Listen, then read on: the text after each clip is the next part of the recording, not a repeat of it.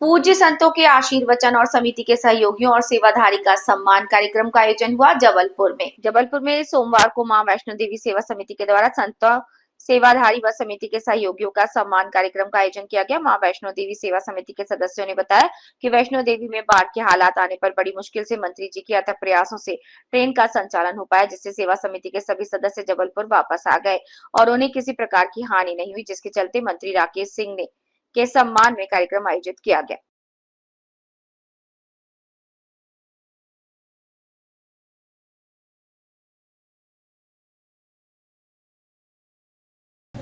मंच पे उपस्थित सभी संत जनों में मेरा नमन।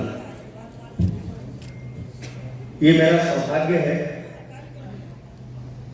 कि संतों का आशीर्वाद सदैव इस रूप में प्राप्त होता है।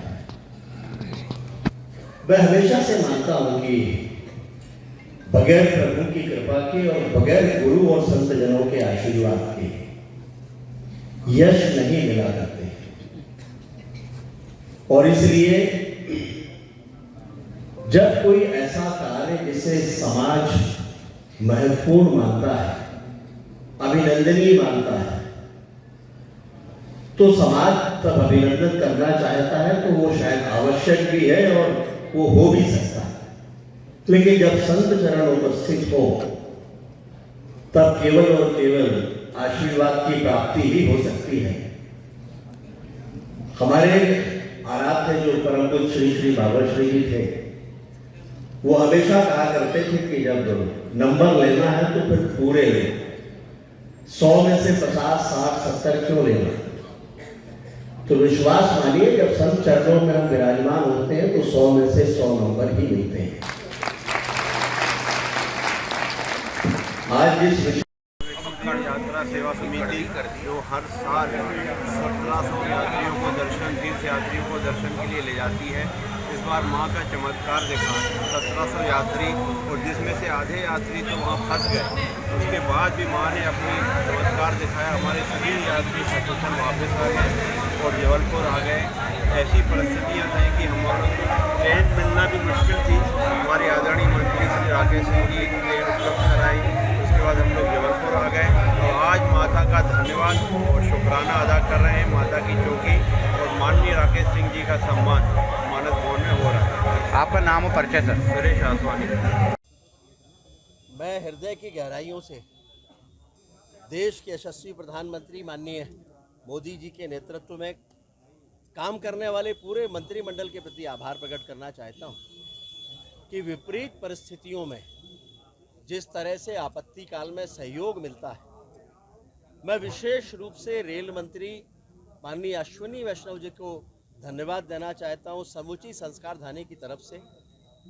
पिछले दिनों जो माता वैष्णो देवी यात्रा समिति के द्वारा हर वर्ष की तरह यात्रा गई थी माँ वैष्णो देवी के दर्शन के लिए, 1700 लोग उसमें थे।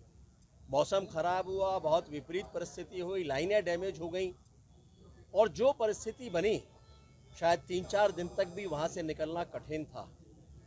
और मैंने फिर माननीय अश्विनी वैष्णव जी को दूरभाष पर बातचीत करके सारी स्थितियाँ उनको बताई, और उन्हें कहा कि मुझे 10 मिनट का समय दीजिए राकेश जी, 10 मिनट के अंदर आपको कोई ना कोई बात करेगा या मैं खुद बात करूँगा। वापस से उनका फ़ोन आया और मैं आभारी हूँ, मैं अभिभूत हूँ कि उन्होंने 15 मिनट के अंदर अंदर रेलवे के पूरे प्रशासन को वहाँ लाकर खड़ा कर दिया। इनके फ़ोन नंबर लेकर इन सारे लोगों से बातचीत शुरू हो गई।